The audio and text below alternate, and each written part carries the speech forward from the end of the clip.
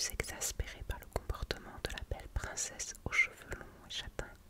Tandis qu'il s'affairait à la rechercher, la dénommée Nathania se promenait gaiement pieds nus dans les jardins du château.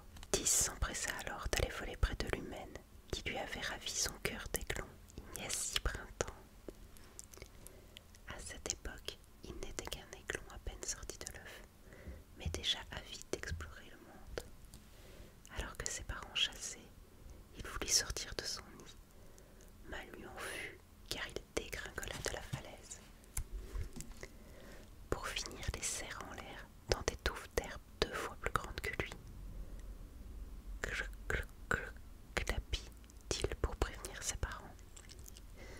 Mais Tis était bien trop loin du nid, ce qui le terrorisait. C'est alors qu'il rencontra pour la première fois les enfants du roi humain. Nathania, reviens ici plus vite que ça. Si la gouvernante nous dénonce à père, nous risquons d'être punis très sévèrement, gronda un jeune garçon de 11 printemps qui avait du mal à marcher dans cette étendue d'herbe haute. Au diable le protocole, Adriel. Oh, tu n'as pas le droit de dire ça, Nathania. Ce n'est pas digne d'une princesse. Et c'est encore moins digne d'un futur roi que de pleurnicher sans cesse. Mais je ne veux pas être roi. Très bien, mais tais-toi maintenant, je suis sûre d'avoir entendu un bruit. Tis regardait les 2 enfants humains avec un mélange de crainte et de curiosité. C'était la première fois qu'il en voyait, et ces 2-là étaient étrangement identiques. Ils avaient des yeux aux couleurs de feuilles de printemps et des cheveux bruns d'écorce, sauf que l'un les portait longs, tandis que l'autre les avait courts et ébouriffés. Clouc, clouc, clapit le petit aiglon pour attirer l'attention sur lui. La fille entendit aussitôt le cri désespéré de Tis. Elle baissa alors les yeux et remarqua la petite chose aux plumes blanches toute tremblante et la prit tendrement dans ses mains. Oh, le pauvre petit oisillon, il a dû tomber de bien haut. Qu'est-ce que c'est, commenta Adriel. Oh, mais qu'est-ce qu'il est moche. Si je ne l'avais pas dans les mains, hâte, je t'aurais mis une gifle. Cloup, cloup, trompetta Tis, qui commença à avoir faim. Tu vois, tu l'as vexé en douille de frère. Il faut le remettre dans son nid avant que ses parents n'arrivent. Et il est où son nid demanda le jeune prince.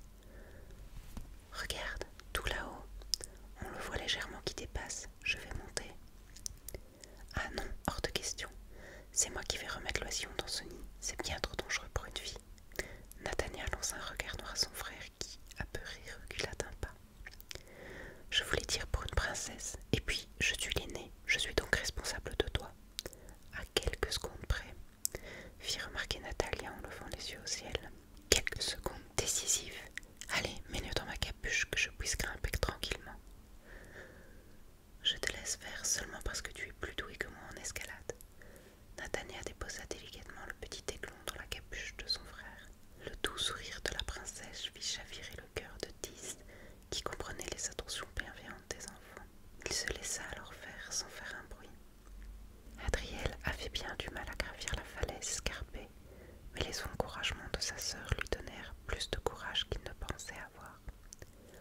Confiant, il arriva au nid de Tis. D'une main, il s'agrippa solidement à la pierre qui dépassait, et de l'autre, il prit l'aiglon avec douceur pour le déposer sur des brindilles qui composaient le nid. Reste bien sage maintenant, murmura Adriel, avant de commencer sa descente. Le prince eut beaucoup de mal à retourner sur la terre ferme. Nathania, inquiète, faisait les 100 pas et priait de tout cœur pour que son frère ne tombe pas. Malheureusement, ses prières n'eurent pas le temps de monter au ciel. Adriel, fatigué, glissa à 3 mètres du sol et tomba violemment dans les hautes herbes. Adriel, s'écria Nathania en se précipitant vers lui, tu ne t'es pas fait mal. Ma cheville, je souffre. Le prince grimaçait de douleur en tenant sa jambe. Sa sœur, très anxieuse, culpabilisait d'avoir laissé Adriel monter sur la falaise. « Oh non, c'est de ma faute, souffla-t-elle, en essayant de voir la blessure de son frère. « Oui, entièrement, ricana le prince, avec un sourire qui n'échappa pas à Nathaniel. « Tu te moques de moi, répliqua-t-elle soudainement plus rassurée qu'en colère. Effectivement,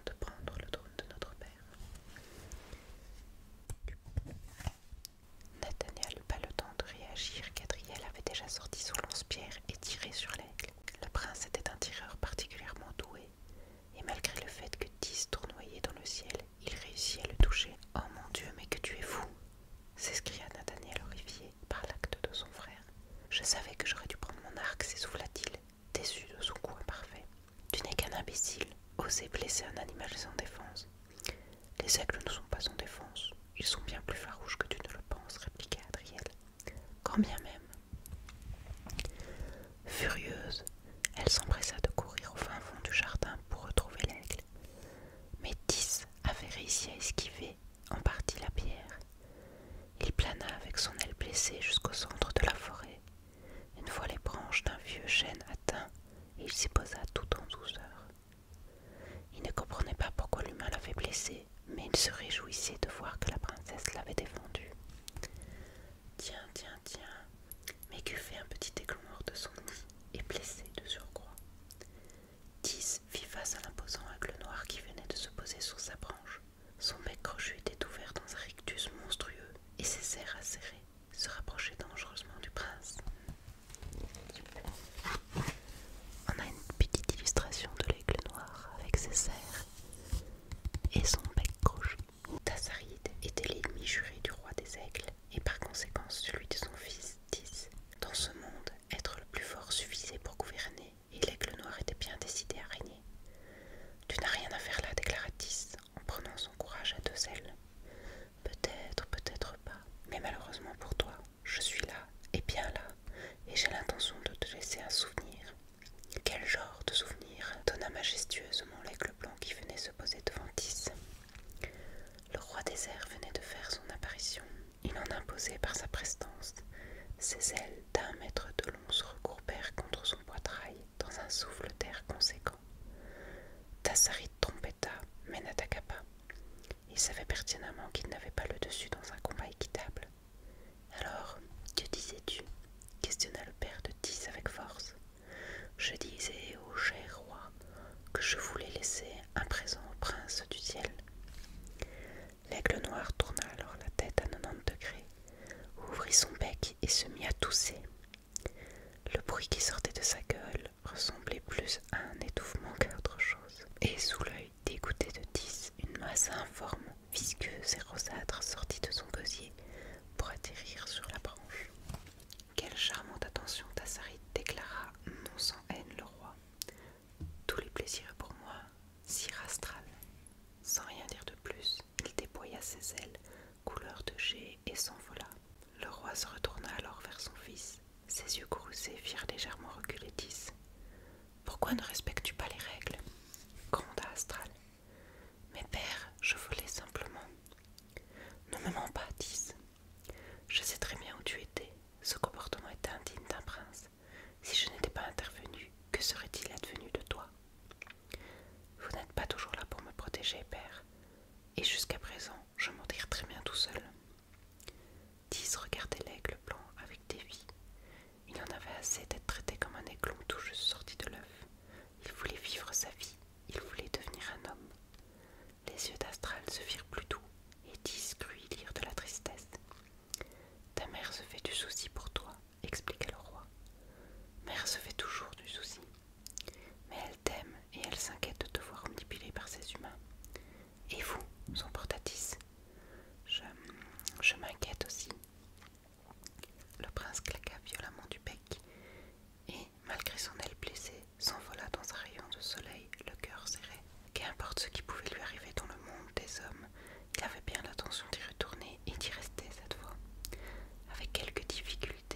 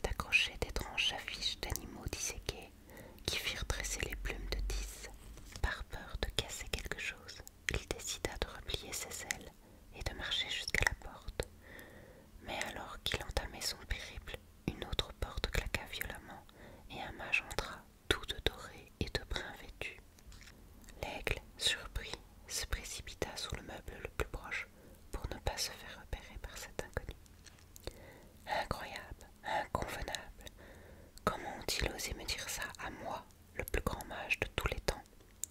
Gronda l'homme en frappant violemment sur la table plus proche.